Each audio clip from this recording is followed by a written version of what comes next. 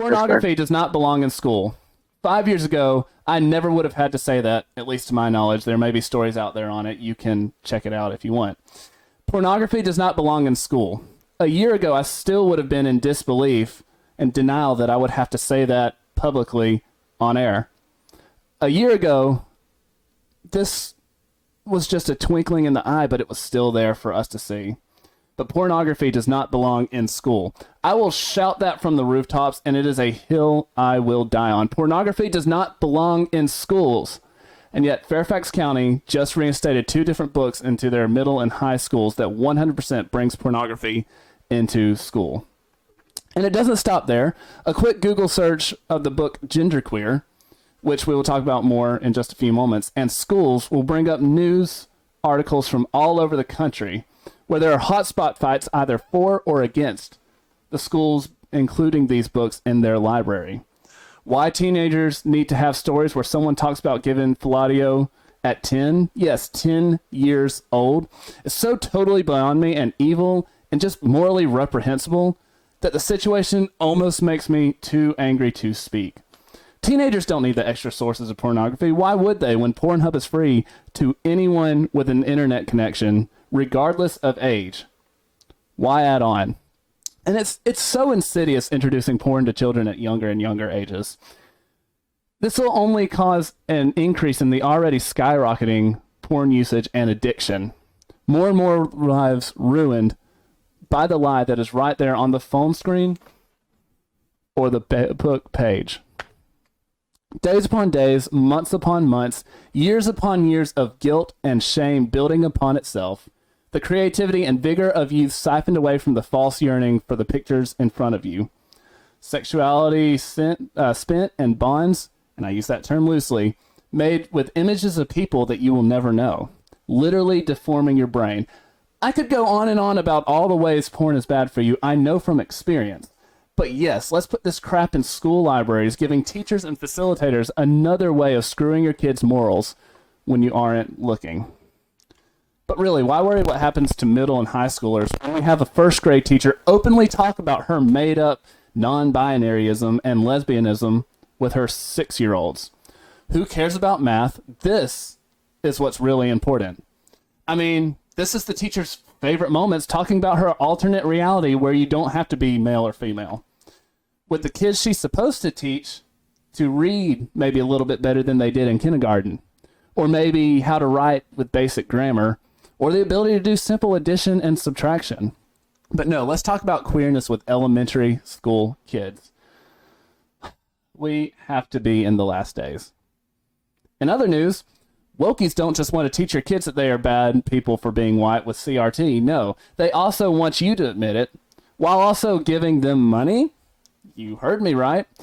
Yes, the Salvation Army decided that the best way to rake in the dough this year was to also make you apologize for the color of your skin while you are giving it to them. To be fair, I've heard worse business models. I just can't think of it off the top of my head. But you know what? Maybe they can just pack up their red kettles and go home this year. Christmas is canceled! Okay, nobody's saying that quite yet. But, mark my words, the Omicron version of the COVID virus is going to kill Santa this year. Or at least I predict St. Fauci the Magnificent to say something to that effect sometime this Advent season. Is Omicron going to be the world killer? Probably not, but that won't keep our health officials from trying to scare you into your beds with the covers over your head, away from all the people you love and care about. No. Omicron, ooh. The end has to be near. I truly hope you had a great Thanksgiving. I know I did. The mountains I was at were absolutely gorgeous. The golf was good, and the turkey was even better. And y'all been hearing Marcus, so if you want to say hi again, Marcus. Hello. I'm sure you're all kind of wondering, where is this podcast at right now? Because this is some very weird stuff Marcus is saying. So I'm glad you can hear it all. It was beautiful. Yeah, it's they haven't heard my side of it where I talk about what she actually says in these books, or what it actually says. So listen to this. School district reinstates notoriously raunchy book saying genderqueer comic is scientifically based. So Fairfax County Public Schools has reinstated the books Genderqueer and Lawn Boy after they were temporarily pulled because their contents depicted gay sex are so graphic that when a mother read them at a school board meeting, she was cut off and school board members fled the dais. Which is a legitimately hilarious video. It's, if you want to look it up on the Daily Wire, you have to go into their archives a little bit. It's back from the end of September. Now, I'm going to warn you, I am not going to censor what she read. I'm going to read the quotes as written.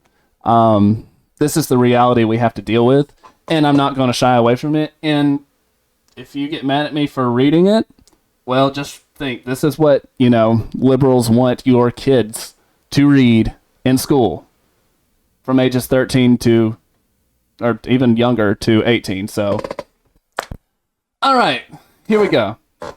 I can't wait to have your cock in my mouth. I'm going to give you the blowjob of your life, and then I want you inside me. Parent Stacy Langton read from Genderqueer at a school board meeting on September 23rd. And I wish it ended there. I really wish it ended there. This is what you heard Marcus talking about, how it gets worse. It gets worse. Yeah, this is why I said you were brave for reading it. This is it. Yeah, it gets worse. No, you can't shy away from it. You cannot shy away from it. All right, going on.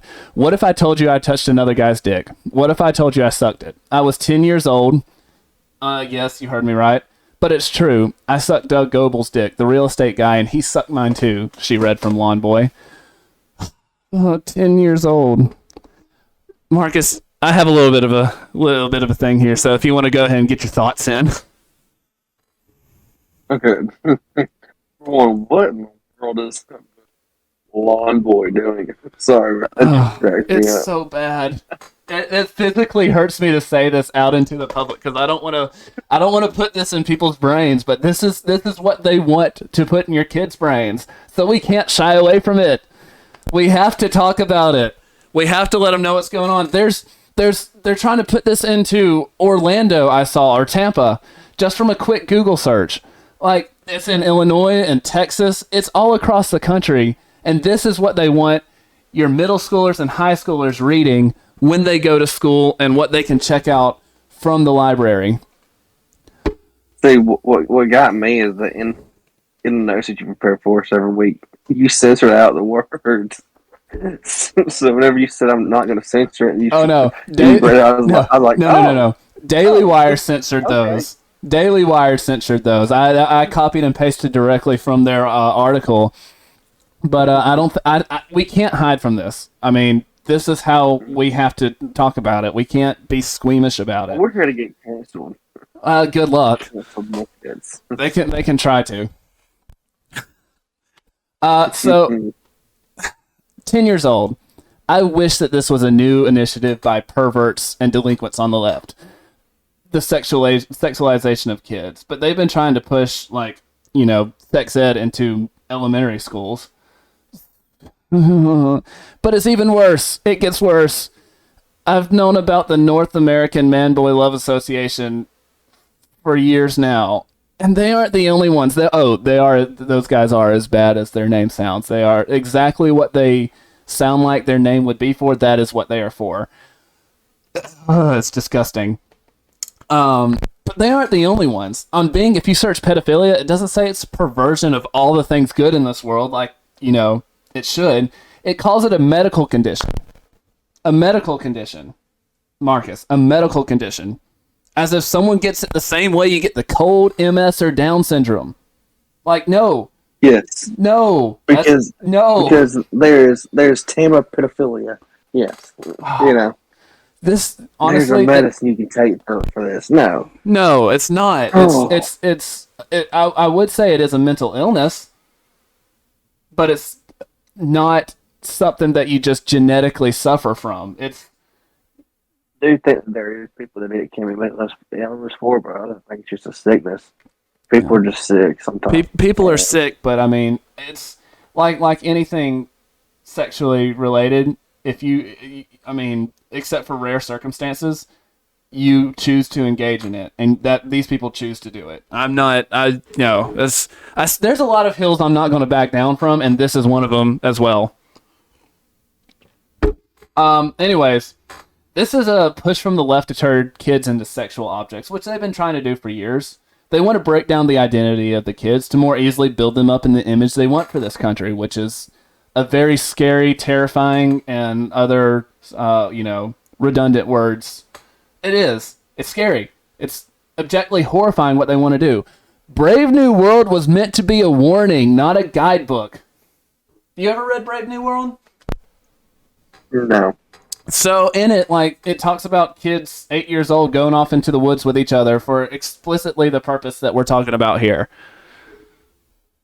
It's awful. It's hard to read, honestly. It's back to the story. These books were pulled from the shelves pending a review by a committee, but on Tuesday, FCPS said that the books were back in libraries as part of its reaffirming its commitment to supporting diversity in literature.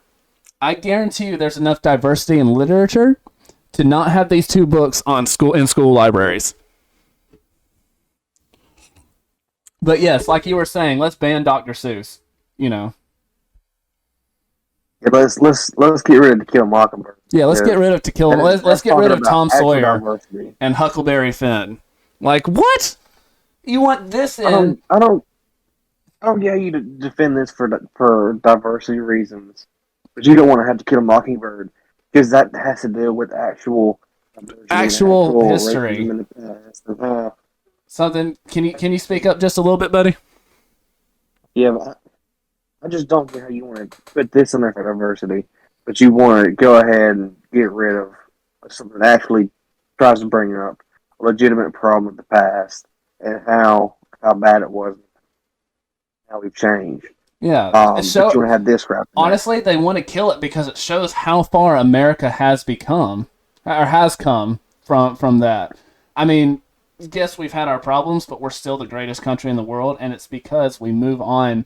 And and in a lot of ways we fix our issues, and that shows just how far we've come. If there's no racism in this country, there's no basis for the liberals to run on. That's their peg to stand on for elections is ending racism, but they keep it alive, contrived or not. Just have to, yeah. I mean, there's millions of books that they can use. And I'm sure that plenty of them comment on social justice, the LGBT agenda, or whatever you want without going into graphic language or comic pornography. Not that social justice or LGBT nonsense should be taught in our schools past this is what it is, this is what they believe, make your own decision. Honestly, that's should be the end-all, be-all reaction to all of this. This is what it is. This is what they believe. Make your own decision. Would you agree, or is that too far? You there, Marcus? Yeah, I believe that's what the facts are. And I believe that it's better than pushing it down the throats like the video we saw.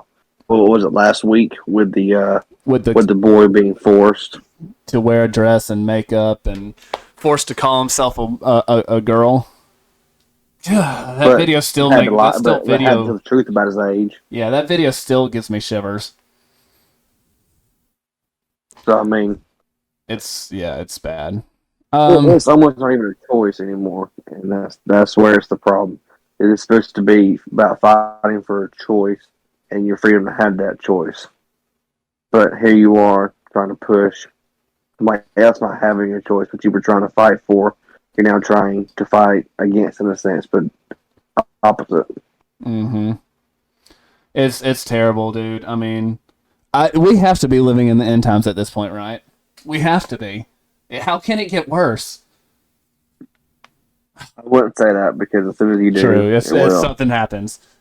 So it said the committee concluded that genderqueer is a well-written, scientifically based narrative of one person's journey with gender identity that contains information and perspective that is not widely represented. Even though apparently a new study comes out saying that like 40% of Gen Zers are LGBT, I don't know if I believe that. Like, probably most of that's for attention, but yeah.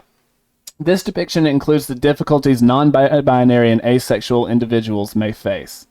The book neither depicts nor describes pedophilia, it said, even though the book pictures a man with an erect penis touching the penis of a boy. So, But it has a picture? yes. So in this article, it Oh. has, hold on, it has a picture of it. Mercifully, they censored the worst part of it. But it is just as bad as it's described. If you want to look it up, you'll have to go to the Daily Wire. It's one of the free stories they put out. Just look up genderqueer. You know, the headline of the article I read is the headline of this is where you'll find it. But yes, they have a picture of it. It's horrifying. Pornography does not belong in schools. I will repeat that over and over and over. Let's see. Genderqueer is a comic book, and it is unclear what is scientifically based about it. The Daily Wire read and reviewed the book, reporting that it shows a non-binary teenager and young adult who says her sexual and fantasies involve two male partners, and whose sister tells her to taste herself, leading her to put what she calls vagina slime on her finger. In her journey of self-discovery, Mia visits Mia's the name of the person that this follows, visits the headquarters of a porn company that produces films called Public Disgrace, Bound in Public, and Hardcore Gangbangs. As a young adult, Mia wears boys' cartoon underwear and wants high fantasy gay wizard prince look of my dreams. Do you have any idea what that means?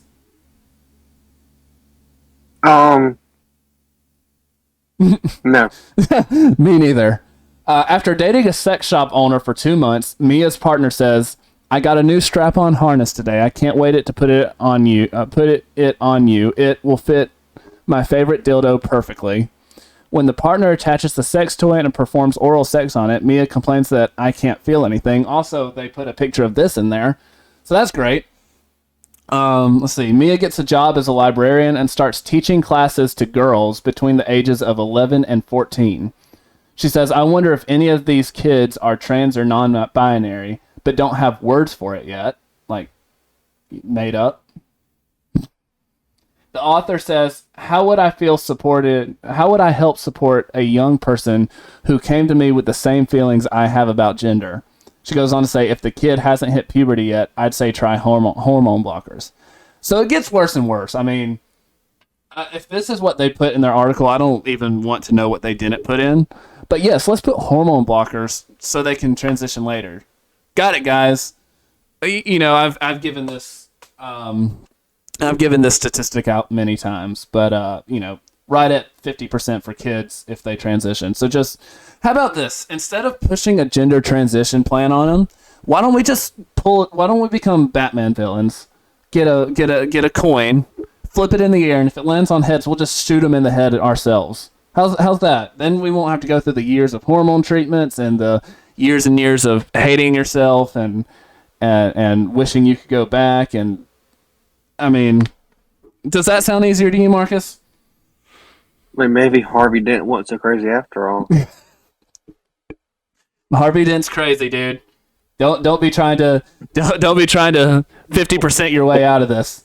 Harvey Dent's crazy. Oh, that's my fair goodness.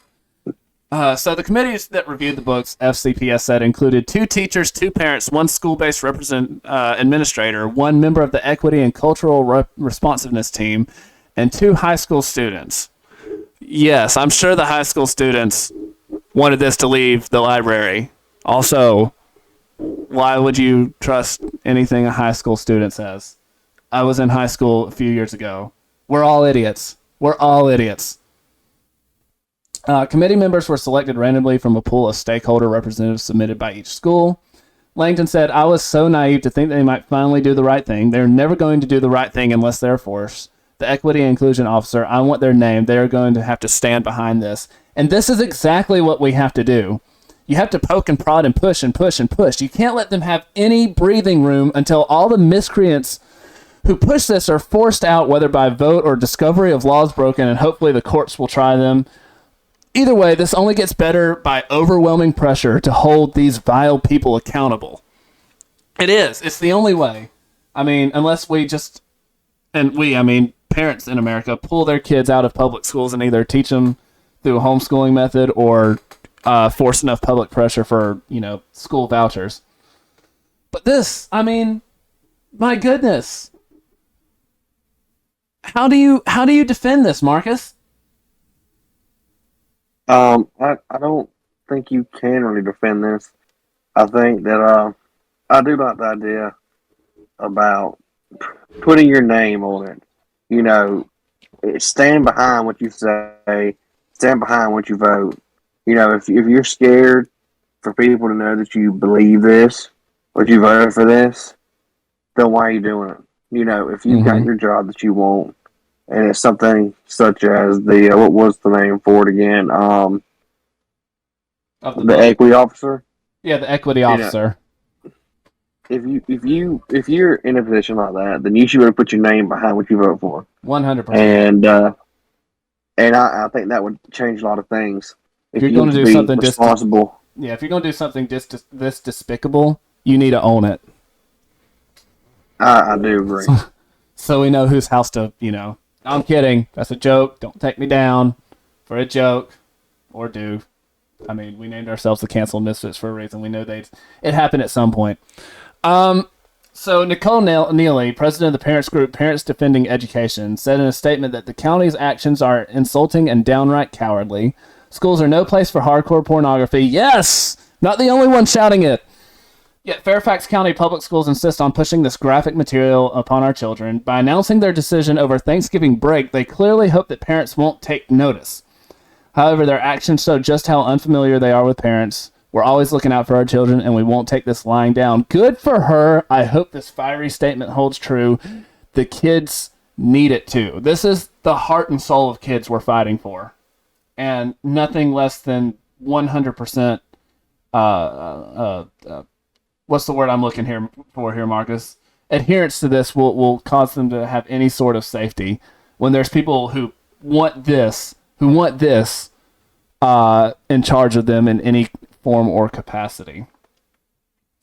You have any last thoughts on this, Marcus? I like how they were so scared to announce it. Yeah, I know. They did it at a time of celebration. Yes, when people when people are busy trying to prepare food and spend time with their family, and they announced this to where the only reason why they announced it over the Thanksgiving break is because they were hoping you'd be distracted. They were hoping nobody would notice. There's no other reason to announce something. If there's something not about, school Monday, that's coming up Monday after Thanksgiving break is going to be canceled because of this or that, there's no reason to say anything out over Thanksgiving break besides Happy Thanksgiving to our parents and our students. There's no reason to make big announcements like this over Thanksgiving break. No, they're scared. They were 100% hoping to sneak this under the radar. Thankfully, there were parents who were watching out, or this might have just gone unnoticed, and then everyone would have forgot about it. But like I said in my opening monologue, do we even, should we even be worried with that when there's self-proclaimed first grade teachers boasting that my favorite moments are when my students ask about my queerness? I mean, this is bad. So a reputed, this is their language in the article, a reputed first grade teacher who said she has her students refer to her as professor because she eschews the term Mr. and Mrs. in her classroom, also boasted that her favorite moments are always when my students ask about my queerness. All right. I got some thoughts. Marcus, you up first or me? It's all on you, buddy. Professor, what are we at? Hogwarts? I know. I'm sorry. Oh, my goodness. Professor. Professor. Yes, little Timmy. Oh, my goodness. So a lot of this is about the reputed first grade teacher. I'm not going to. I'm just going to assume it's true for the outrage that can and should ensue from this. But also, my thing is like, it's talk about my favorite thing is when my students ask about my queerness. You're a teacher that's supposed to be excited to teach kids. Your favorite thing should be teaching kids about everyday life, how to read, how to write, the hard how to concepts do that they simple need addition. to know. The concepts that they need to know in first grade. I mean, most first graders can't even come up with that. Can't really truly think about the abstract ideas that is gender fluidity and all that. They just, their brains are not developed enough. They can't even do the square root of 4. So I mean, you think they know about gender fluidity and queerness? Well, they are if this teacher is in charge of them. No, professor. Yeah, this professor. There she go. Honestly, though, you think she could come up with something other than professor? I mean, could you be any more egotistical? Also, why are you going to go with the most boring idea you can come up with? I mean, you already live in your own fantasy world, apparently. Why not go for broke? How about like something like Supreme Potentate of Classroom 32? At least then you could teach them a new word. Headmaster. Yeah, headmaster. There we go. How about, I got you one. How about Zorp, the two-headed non-binary dragon? I mean, it makes just as much sense as they're saying there's no Mr. or Mrs. I got it. She can have them call her Sith Lord Darth Verderber, which is German for corruption. I thought that would play a lot better. I mean, she can corrupt them without their parents knowing that way. Like, come up with something interesting. You have 6-year-olds, but also you have 6-year-olds. There's a very real issue about talking about your sexuality with 6-year-olds. Like I said before, Brave New World is not a guide, people. First graders do not need to know about your queerness. They don't need to know who you're married to. Definitely don't need to meet them. It says later on in the article that they've met her wife. So, yay them. Honestly, Marcus, when I was in first grade, I legitimately thought my teacher lived at the school, and teaching us math and English and how to read and basic science were like the only thing she did in her life. Like, she existed in her classroom. That was it. That was all. Because that's all they really need to know. Yeah, that's all that first graders need to know about their teacher. They don't need to know their, gender queer things. I don't think I didn't really understand that teachers had a life outside of school until like 3rd grade. Yeah, I know. And then it's like you don't even realize it. The first time you see a teacher outside of school, you're like, is that? No. They let her out? And it's like, I don't even know if I ever saw one of my teacher's spouses at school my entire career. No, I don't think so either. And you never heard about it until like high school. Yeah, I know. Like up until high school, you didn't even realize teachers were married. I think the only reason I knew a teacher was married in middle school is because she was pregnant. So the account, this all comes from a Tinder account of, not Tinder, a Twitter account by someone named Nalo. That's all it is. Nalo, turtle, something or another. The account continued, I was asked recently during a podcast interview why I don't use Mrs. or Mr. to refer to myself. And I asked her why I needed to. Because you're human. Human are a dimorphic species. If you were an annelid worm, the worm that you fish with, you wouldn't need to, because they produce asexually. But then again, if you were, and I asked you if you were Mr. or Mrs., I would probably be imagining you from my rubber room. But instead you teach kids there's no gender, and should probably be in that rubber room yourself. Marcus, should she be in the rubber room? Marcus, are you there? I believe so. But there's a lot of things I believe that aren't in fruition today. So I mean, this is mental. This is mental sickness. It has to be. Unless it's either mental sickness or willful throwing away of the truth and believing in a lie. Like to the point where truth just like can't break through to you anymore. Anyways, then Nalo, I hope I'm saying that right, wrote of the magic of curiosity of her young students, adding, "But the truth is, it has never been children that struggle with adjusting to the complexities of human experience. My students are 6 to 7 years old. They are still steeped in the magic of curiosity." And this is particularly heinous. I actually agree with her that kids are steeped in the magic of curiosity. They are in their formative years. That's why pushing this non-scientific, absurd fantasy viewpoint on them is morally criminal. You aren't just pushing them into trying to live a lie, like people who try to force their kids to transition, which is bad enough. You are also forcing them to live your lie. So, again, might as well just take a coin and, flip it. Maybe they'll survive if they're lucky. She referred to her students as turtles, bragging, "My students know about and have met my wife at school. They know I'm queer, and the turtles will call anybody out for calling me Mrs. Anything. I told them my story once and never needed to say it again. If only adults adjusted so quickly and easily, it may save many of our lives." First of all, turtles.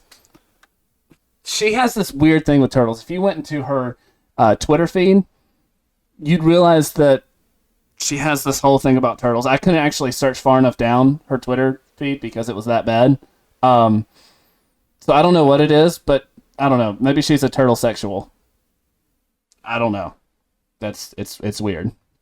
Also, I don't believe you when you said you had to tell these 6-year-olds only once your entire story. I just don't.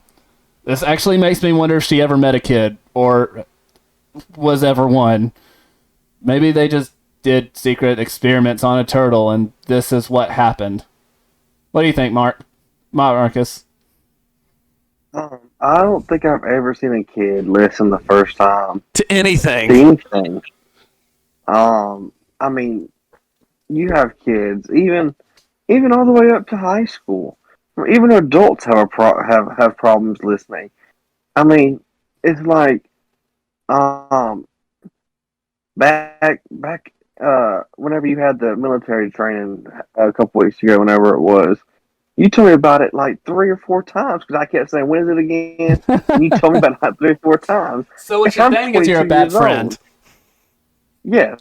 Anyways, but at least I remembered you had it. Okay. Yeah. But you think a 6-year-old will remember this entire story whenever it's hard enough to remember some of your closest friends' exact dates for stuff, and I find that hard to believe. I've known too many 6, 7-year-olds that have the memory span of half a goldfish. So maybe this is what they mean by reputed first grade teacher. But you know what's funny? You know what would actually save the lives of people who are who transition? Before they do that, calling this what it is, a mental illness that leads to a life lived apart from reality. The brain doesn't like you trying to break from reality. To the tune of 41% of people try to, of brains that trying to live apart from reality, try to turn themselves off forcefully and forever. And unfortunately, those that succeed just find themselves in literal hell. So congratulations, leftists. You're doing a great job there. It's a terrible thing. Thankfully, not everybody is this crazy yet. There are a few people that fired back. One mom fired back, so you'd rather your first grade student ask you about your sex life than the education you are supposed to be giving them. No first grader is going to ask you about your queerness unless you talk about it to them first. 100% on the mark. They don't even know what that means. Gross. And then actor Adam Baldwin, sexualizing first graders in loco parentis is abject evil. And he's 100% correct. If you don't know what loco parentis means, it means in the place of parents, generally forcing, when kids are forced to live a lie that their parents are forcing on them. And that's close enough to teachers. Let's see. Reagan Battalion, you should not teach your 6-year-old students about sexuality or sex, whether you are straight, gay, or non-binary. This has to be said that this has to be said as an indictment against our education system. What this turns into is another reason parents need to be actively engaged in their kids' schools. With the school boards and you got to be engaged with the schools, with the school boards, and personally know their teachers. Just remember, in America, the governed are governed by the consent. The governed... It's a tongue twister. Are you ready for this? The governors only govern at the consent of the governed, and the teachers work for you.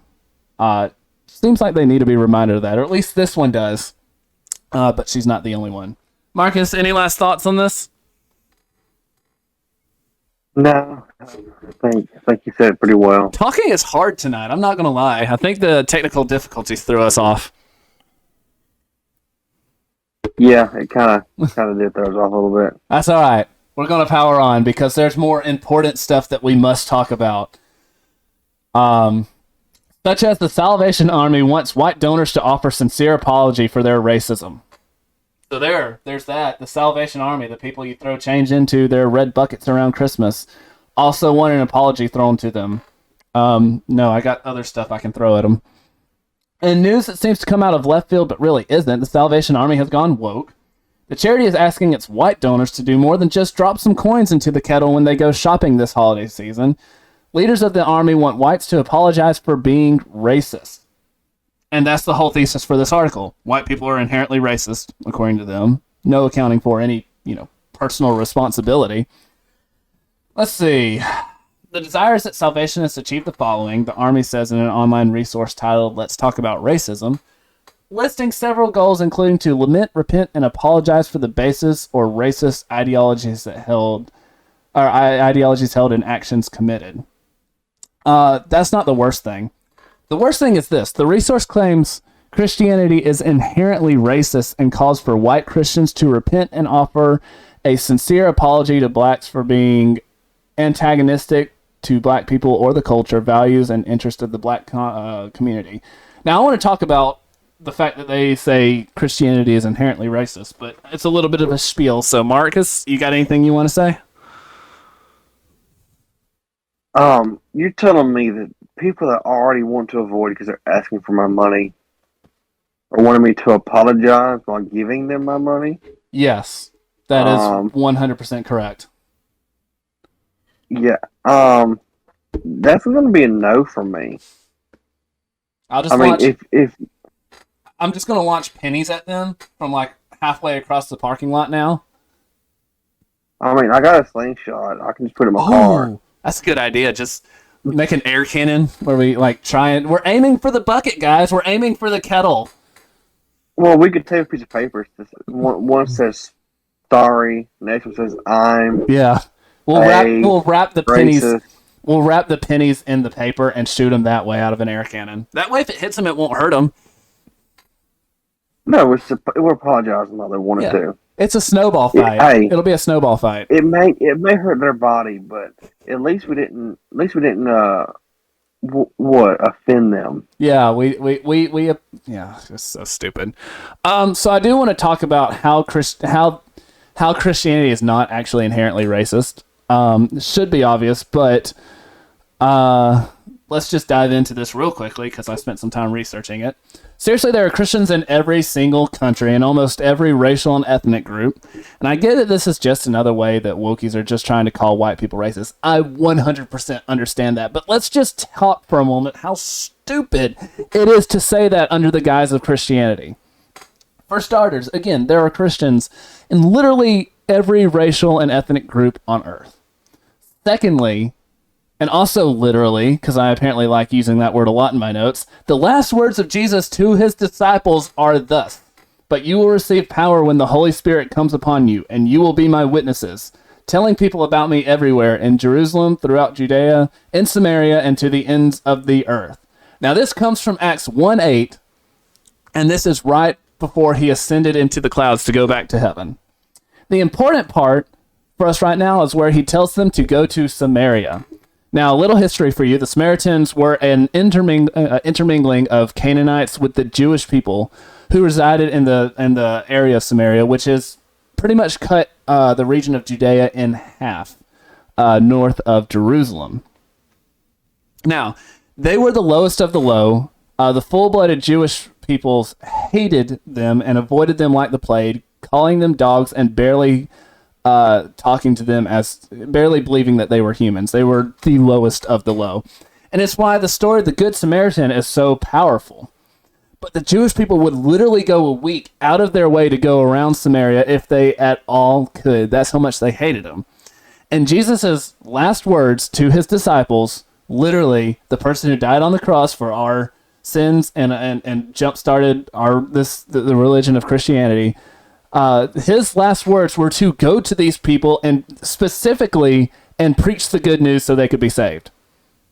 If we're going to have a modern contemporary, and this is just assuming that Christians are as racist as the Salvation Army thinks that we are, this would be like Jesus saying to us, hey, go to Oakland or Detroit and preach my name. Now, I'm not going to say that church history doesn't have its problems. It is made up and always has been made up of sinful human beings. But when it comes down to it, the last words of our Lord and Savior were to go and preach to the people you don't like, and by extension, love them. So no, Christianity is not inherently racist, you bumbling buffoons. You, the leftists, just have to keep racist fire alive to distract from how terrible you are. Am I wrong in any of that, Marcus, or do I need to go get my theology degree now? No, I've already said earlier today that early in this podcast that leftists have to keep racism alive for their political races. Without racism, their political their political base is almost nothing. So they need to thrive. And also another thing I'd like to point out is, Jesus was not even white. Just so you know, it's not like it's this white Jesus, only white Christians. And I mean, if you're going to accuse Christians of anything, at least accuse them of something they've done, like trying the Spanish Inquisition, trying to gain money or control, like they did in Europe. The indulgences that in led the early to years. I mean, Martin Luther's 95 Thesis. Yeah, at least try to blame something. You could maybe show proof of. I mean, what? No need to try to throw something brand new that's never even remotely been shown. I mean, love God and Christians. Our love is supposed to go to everybody, no matter the skin color or the belief they have, whether they think they're different gender or not. Even though we don't believe that's how it is, we still love them. Mm-hmm. So, yeah, you're 100% right, and it's ridiculous that they try and go after white people on this basis. I mean, yes, back in the age of slavery here in America, there were racist Christians, and they were wrong in that. 100%, they were wrong in that. Guess what? We as a country have come far from that. Which I have more to say in just a minute. Many have come to believe, this is from the article again, that we live in a post-racial society, but racism is very real for our brothers and sisters who are refusing jobs and housing, denied basic human rights, and brutalized and oppressed simply because of the color of their skin. One lesson in this resource says there is an urgent need for Christians to evaluate racist attitudes and practices in light of our faith and to live faithfully in today's world. So several things.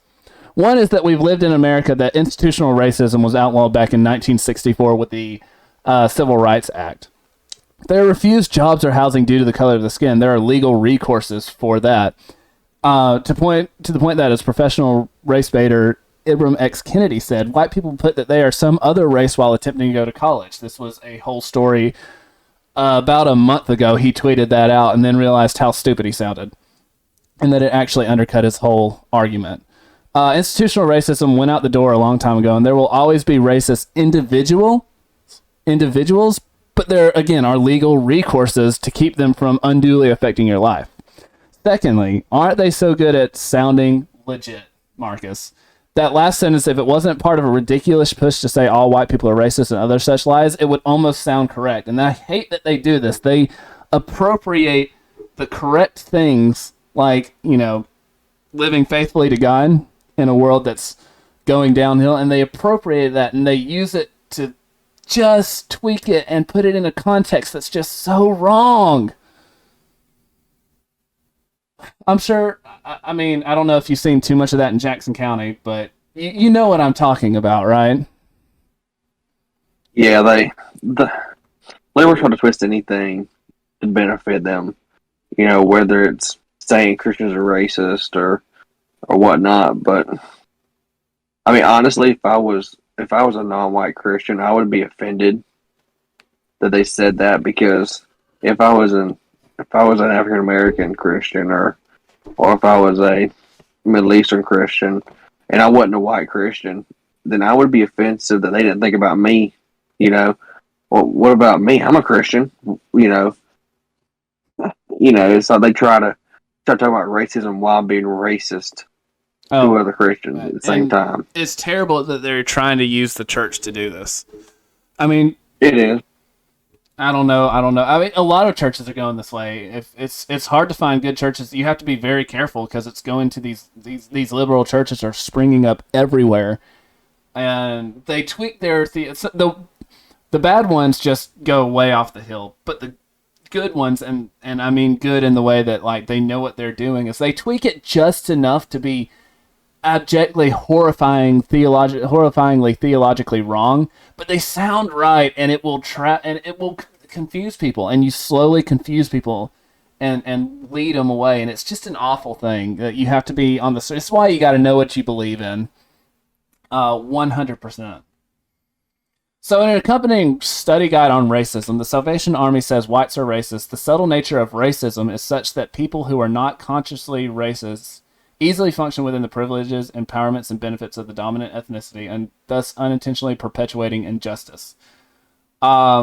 Says we must stop denying that the existence of individual and systematic institutional racism. They exist and are still at work to keep white Americans in power, the lesson says. So basically, you may not think you're racist, you may not act racist, but you are, and it's an immutable property of yours because of the color of your skin.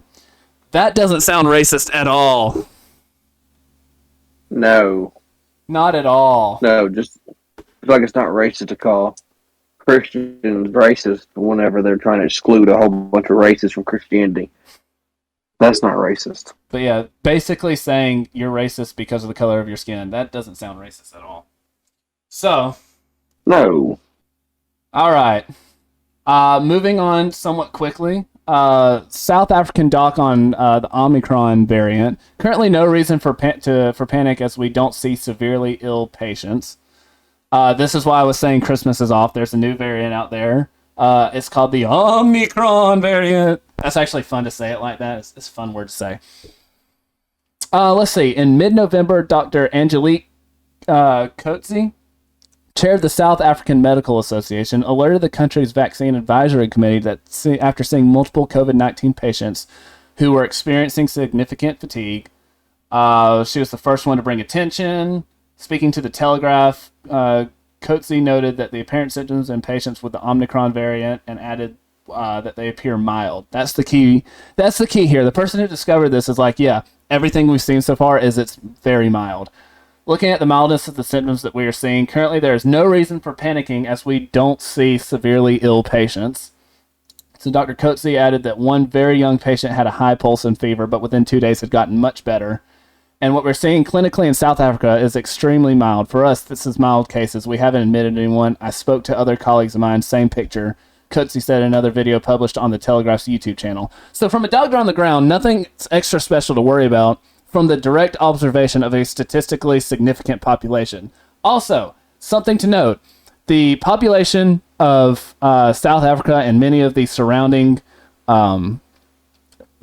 countries, many of whom are affected by President Biden's travel ban, are have very low vaccination rates. So regardless of what you believe on that, they have low vaccination rates, and still they're just very mild symptoms. And we go. You have anything on that, Marcus, before I move on to Dr. He who must be a saint? I would just, I think it's funny how Biden's just doing what's required for his travel bans, but when Trump tried to impose his, he was racist. Yeah, I know. I'm just saying. I know, but can't do anything right. So let's see what Dr. Panic. I just I'm throw it sorry. out there. Yeah, I know. So let's see what Dr. Panic. I'm sorry, Doctor. I'm going to reverse every position of mine so I can always say I'm right. Wait, nope, that's not it. Hold on. Dr. Fauci, the medically annoyed saint of perpetual panic. Is that his name? Is that what we're going to call him on here? I'd hate to come up with an acronym for that. Anyways, on Sunday, Chief Medical Advisor to the President, Dr. Anthony Fauci, appeared on NBC's Meet the Press to discuss vaccination and boosters, as well as the latest COVID variant known as Omicron. Host Chuck Todd asked Fauci why this particular variant, which has been labeled a variant of concern, why the lady on the ground who has seen the cases says it's not, but whatever, by the World Health Organization is causing concern with others such as Lambda and Mu didn't. What makes Omicron so concerning to you? Todd asked. I want to posit a guess. What is? It's happening right before Christmas, and I need a reason to stay relevant in people's hearts and minds. Did I get my $200 on Jeopardy? Ding, ding, ding, Marcus. Fear. COVID Shut it fear. off. That's what they want. See, well, right now, what we have is we have the window into the mutations that are in this new variant, and they are troublesome in the fact that there are about 32 or more variants, and they're a very important spike protein of the virus, which is the business end of the virus. And that's about 10 or more of these mutations that are on the part of the virus. We call it the receptor binding domain that actually binds to the cells in your nasopharynx and in your lung. He continued, noting that the possibility that the Omicron variant might have an advantage in transmissibility and that it might evade immune protections provided by monoclonal antibodies, convalescent plasma, and possibly even against some of the vaccine-induced antibodies. So here's the thing. He doesn't know anything. This is what he's saying. It's like, we don't know.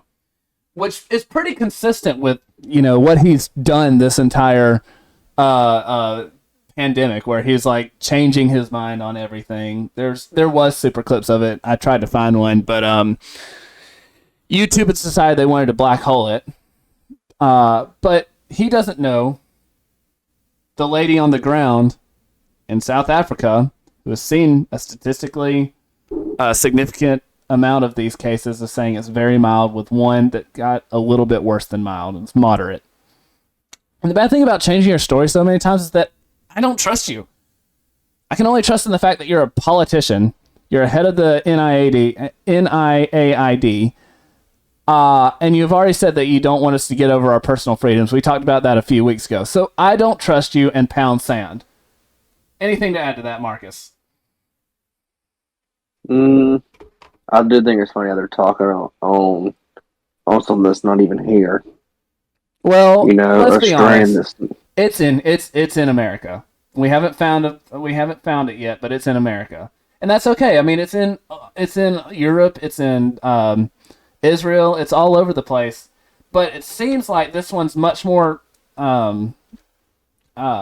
transmissible, but yet less deadly. I mean, everyone. If anything, this is a better COVID.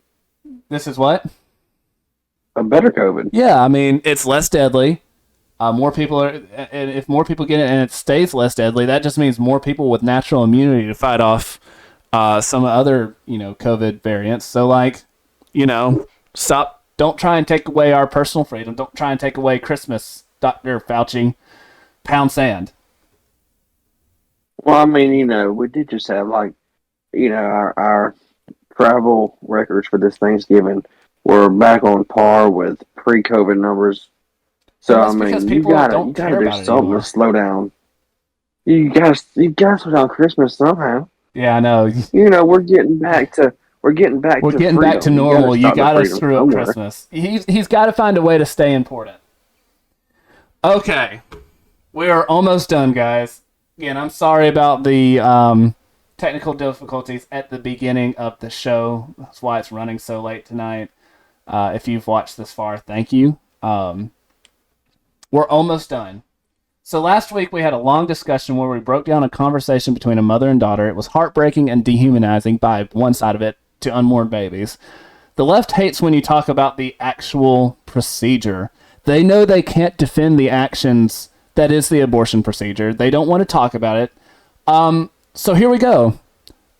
We're not going to bow down to their not wanting us to talk about it. We're going to show the video again. As I said at the beginning of this video, it's very graphic. What he talks about. 2 minutes long, and yeah, we're just going to play it. So if you've never heard an abortion procedure talked about before, good luck. Thank you, Chairman and members of the committee. I only have 5 minutes, so I'm going to get right to it. Second trimester D&E abortions performed between roughly 14 and 24 weeks of gestation. Your patient today is 17 years old. She's 22 weeks pregnant. Her baby is the length of your hand plus a couple of inches. And she's been feeling her baby kick for the last several weeks, but she's asleep on an operating room table. You walk into that operating room scrubbed and gowned, and after removing laminaria, you introduce a suction catheter into the uterus. This is a 14 French suction catheter. If she were 12 weeks pregnant or less, basically the width of your hand or smaller, you could basically do the entire procedure with this. But babies this big don't fit through catheters this size. After suctioning the amniotic fluid out from around the baby, you introduce an instrument called a Sofer clamp. It's about 13 inches long. It's made of stainless steel. The business end of this clamp is about 2.5 inches long and 1/2 inch wide. There are rows of sharp teeth. This is a grasping instrument. When it gets a hold of something, it does not let go. A D&E procedure is a blind abortion, so picture yourself introducing this and grabbing anything you can blindly and pull, and I do mean hard, and out pops a leg about that big, which you put down on the table next to you. Reach in again, pull out an arm about the same length, which you put down on the table next to you, and use this instrument again and again to tear out the spine, the intestines, the heart and lungs.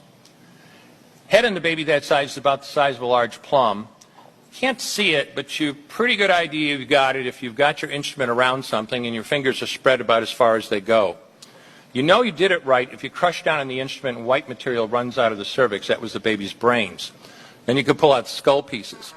And you have a day like I had a lot of times. Sometimes a little face comes back and stares back at you. Congratulations. You just successfully performed a second trimester D&E abortion. You just affirmed her right to choose. Dr. Levitt.